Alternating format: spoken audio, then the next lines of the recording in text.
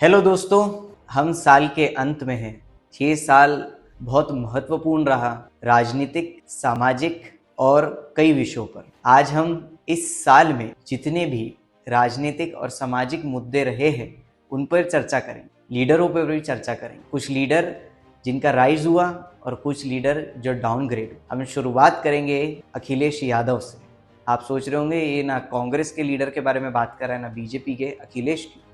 क्योंकि अखिलेश जी को मैंने गौर से देखा और रियलाइज़ किया कि अखिलेश जी एक शानदार प्रवक्ता, एक शानदार नेता और एक शानदार व्यक्तित्व है। वह हिंदुत्व और अपना सोशलिस्ट यानी समाजवादी दोनों मुद्दा लेकर बखूबी तरीके से लोकसभा में अपने आप को प्रस्तुत कर रहे हैं। ये देश कैसे मजबूत हो, एकजुट कैसे हो, बिना भेदभाव के और संविधान से कैसे चलें, क्योंकि ये संविधान से ही मिला हुआ हमें गीत है। इसलिए इस गीत के माध्यम से हम किसी पर टिप्पणी और किसी पर थोपने की कोशिश न करें और न किसी पर दबाव बनाने की कोशिश करें।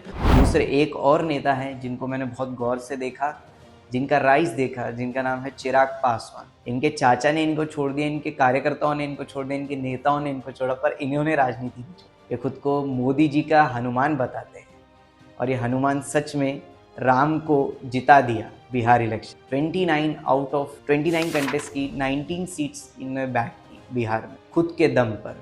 तो ये एक ज़बरदस्त राइज है। चिराग जी अपने लुक, अपने बातें और अपनी सोच को लेके बिहार के युवाओं में काफ़ी फेमस है। और भारत में ये दो नेता जिनके पिता स्टालवर्ट लीडर्स थे, चाहे फिर वो अखिलेश जी हो या फिर चिराग पासवान हो, दोनों ने अपनी कद्दावरी दिल्ली में रख दी है और पेश कर दी। क्या हमें नहीं लगता कि सिर्फ कांग्रेस और बीजेपी के पास ही ये बड़े बड़े लीडर्स हैं? ऐसा नहीं है। हम यहाँ महाराष्ट्र में बैठे हैं, राष्ट्रवादी कांग्रेस के शरद पवार साहब, राष्ट्रवादी कांग्रेस सेकंड जॉब आ चुकी है उसके अजीत पवार जी, ऐसे कई लीडर्स हैं जो राज्य से निकल के दिल्ली तक पहुँचते हैं। अजीत पवार जी तो पहुँचने के, शरद पवार जी पहुँच चुके हैं। आज हम उस मुद्दे पर भी बात करेंगे जिसमें गांधी नाम पर विवाद खड़ा हो चुका। गांधी नाम आप समझिए आज़ादी से लेके तो अभी तक 2025 तक चलते जा रहा है। गांधी नाम वो नाम है जिसने स्वतंत्रता भी दिलाई, कांग्रेस को सत्ता भी दिलाई, कांग्रेस के कई प्रधानमंत्री भी बनाए और आज भी नेता प्रतिपक्ष कांग्रेस के तरफ से श्री राहुल गांधी ही है। अब ये गांधी नाम इतना खास क्यों है? क्योंकि ये मोहनदास करमचंद गांधी जी का नाम है। अब ये जो MKG है यानी मोहनदास करमचंद गांधी, हमारे बापू, ये गांधी नाम बड़ा विशेष है हमारे भारत के लोगों को। पर शायद ये NDA और बीजेपी की सरकार को नहीं भाई, इसीलिए उन्होंने विकसित Bharat VB Ram bill act के थ्रू लोकसभा में लाया और उसको पास कराया कि सिर्फ गांधी नाम नहीं चलना चाहिए। मनरेगा से हमारे भारत देश के जो सम्मानीय, हम उन्हें कहते हैं देश के बापू, देश के पिता तुल्य बापू, उनको उपाधि मिली है। महात्मा गांधी का नाम हटाने की तवज्जो उन्होंने की और वो इसमें सक्सेसफुल भी रहे और बिल पास भी हो चुका है, ऐसा कांग्रेस पार्टी का कहना है। विधेयक को सभा द्वारा पारित किया जाए। प्रश्न है कि विधेयक को पारित किया जाए। जो सदस्य के पक्ष में हाँ गए, जो सदस्य विरोध में ना गए, मेरे विचार में निर्णय हाँ वालों के पक्ष में, हाँ वालों के पक्ष में। आज हम ये देख रहे हैं कि नरेंद्र मोदी जी का ग्राफ जहाँ डाउन जा रहा था, 240 सीट्स पे आके वो रुक गए थे 2024 में, आज बिहार इलेक्शन के बाद वो वापस राइज पे जा रहे हैं।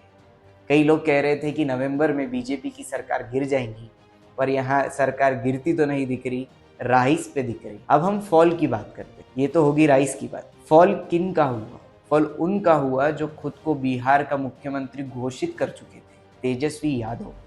उनने पेन बांटे, कहा मैं रोजगार दूंगा, लोगों ने रोजगार नहीं लिया।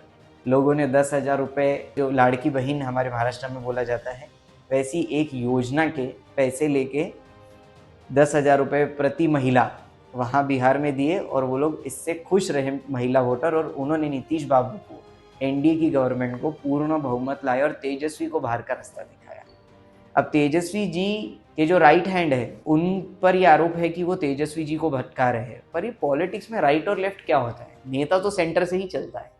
कहने का तात्पर्य यह है कि कभी भी जो नेता है वो खुद ही से डिसीजन लेता है, उससे क्या लेना है। वो किसी के भरोसे डिसीजन नहीं लेता, राइट लेफ्ट की सुनता है पर करता अपने मन की ही है।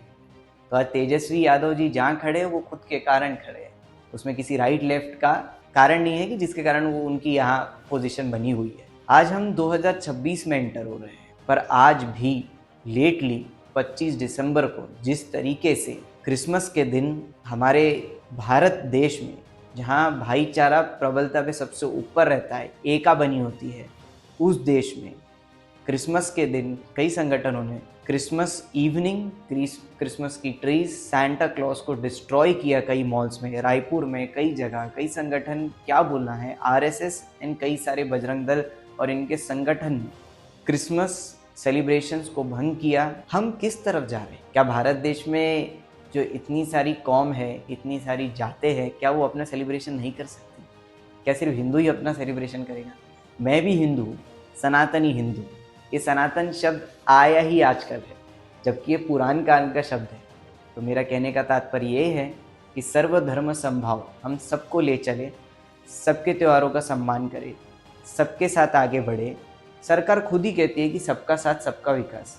मुझे ऐसा नहीं लगता। मुझे ऐसा लगता है सिर्फ आरएसएस का साथ, बाकी सब बकवास। क्योंकि at the end of the day आप बाकी सब धर्मों को परेशान कर रहे हैं। और देखिए, जब आग कमज़ोर होती है तब दिखती नहीं है, जब वो हल्की होती है, पर वो धीरे धीरे जब बढ़ती जाती है, पूरा जंगल जला देती है। तो हमारी सरकार से दरख्वास्त है, ऐसे संगठनों से दरख्वास्त है कि आप अपनी सोच, अपनी विचारधारा को ना फैलाएं। यह देश एका का देश है, यह देश सहिष्णुता का देश है, प्रेम का देश है। और हकीकत कहूँगा, जो कांग्रेस पार्टी के लीडर है श्री राहुल गांधी जी, उनको यहाँ पे मैं कोट करता हूँ और उनकी तारीफ करता हूँ कि हकीकत में उन्होंने मोहब्बत की दुकान चलाई इस नफ़रत के बाजार।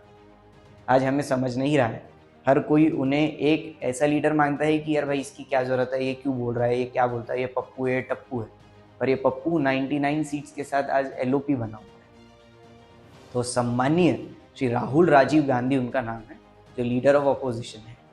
एक ही आवाज़ है जो नरेंद्र मोदी जी के खिलाफ जा सकती है, नहीं तो बाकी नेता तो खरीद लिए गए हैं। प्रियंका जी को कोट करूंगा। प्रियंका जी ने एक सभा में कहा था कि बीजेपी वाले सबको खरीद पाए पर मेरे भाई को नहीं। बड़े से बड़े नेता खरीद लिए, देश के सारे पीएसयू खरीद लिए, देश की मीडिया खरीद ली, लेकिन मेरे भाई को नहीं खरीद पाए और ना कभी खरीद पाएंगे।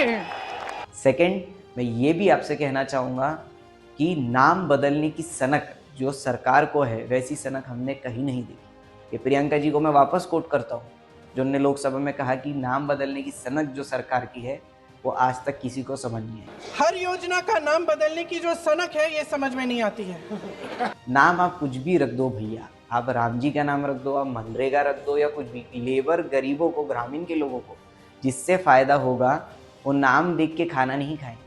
वो सिर्फ देखेंगे कि चीज़ कहाँ तक उनके पास आई है, कौन से नाम से आई है, डजेंट मैटर। गांधी और राम एक ही है। जब बापू गए तो बापू हे राम कहते। तो शायद एनडीए और हमारी बीजेपी की सरकार ये भूल चुकी है कि राम और गांधी अलग नहीं भैया, एक ही है। कहने की बात है कि बापू भी राम भक्त थे और आप भी सो कॉल्ड राम भक्त है। सो कॉल्ड कहूँ या राम भक्त कहूँ, जो भी कहूँ, पर आप राम भक्त तो है। तो राम के भक्त का आप सम्मान करें, तब श्री राम भी खुश होते। तो जाते जाते मैं ये कहना चाहूँगा कि ये साल तो पॉलिटिकल्स अप्स एंड डाउन्स के साथ कई लीडर बने, कई बिगड़े।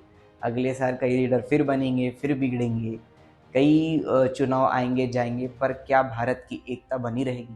आज चिंता का विषय यही है। मेरे जैसे 32 साल का एक युवक आज आपके सामने पूरी डेयरिंग से अपनी आवाज़ रख रहा है, ये बोल के कि मुझे क्या सही लगता है, क्या गलत लगता है। मैं युवाओं को, हमारे भाइयों को, बहनों को ये रिक्वेस्ट करता हूँ कि आप भी आगे आए, आप भी बोलिए। सिर्फ द पॉलिटिकल किड, मैं, मेरा चैनल श्रीवत्स शर्मा, हम, मेरी एक आवाज़ से कुछ नहीं होने वाला है। स्टेटस डालने से इंस्टाग्राम पे कुछ नहीं होगा, व्हाट्सएप पे, फेसबुक पे बात चलाने से कुछ नहीं होगा। आपको सामने आना पड़ेगा, आवाज़ उठानी पड़ेगी। कुछ प्रोटेस्ट होता है, हम लोग दिल्ली मार्च कर जाते हैं, सामने आ जाते हैं। तो अब जो हमारे भाई लोग हैं, बहन लोग हैं, वो भी ऐसे वीडियोस बनाएं, आगे बढ़े, अपनी आवाज़ लोगों तक पहुंचाएं और भारत में एकता बनी रहे। और मैं as a media person, not as a leader, not as a politician, Rahul Gandhi ji की इस मुहिम का समर्थन करता हूँ कि मोहब्बत की दुकान भारत में ज़रूरी है, क्योंकि मोहब्बत का ये देश है हमारा भारत। इसको तोड़े ना हिंदू मुसलमान में। तो मैं आप सभी को नव वर्ष की बहुत सारी शुभकामनाएं देता हूँ एडवांस में। आप खुश रहे, जागरूक रहे, लीडर सही से चुने, वोट बचाए, वोट चोरी से बचे और अपना ख्याल रखे। एक विकसित भारत की ओर हम चल रहे हैं। हम सबको आगे बढ़ना है, ये युवाओं का देश है। 41% of youths are voters in our country in India. So youths decide who is the leader, and I say to the youths, please be focused, be sharp, be wise while choosing your leader. Don't just choose your leader on the basis of caste, religion and something. The work he is doing, the words he is saying, और आखिरी बात जाने से पहले जो बापू बोलते थे कि मैं जो सोचता हूँ, मैं बोलता हूँ और जो मैं करता हूँ वो तीनों एक होना चाहिए। तो ऐसे लीडर को चुने जो सोचता भी है, बोलता भी है और करता भी एक ही है, जिसकी सोच, बोल और चाल अलग ना हो। इतना कह के मैं अपनी बात को विश्राम देता हूँ। आपको नव वर्ष की फिर शुभकामनाएं। Please do like, share and subscribe our channel. जय हिंद, जय भारत, वंदे मातरम।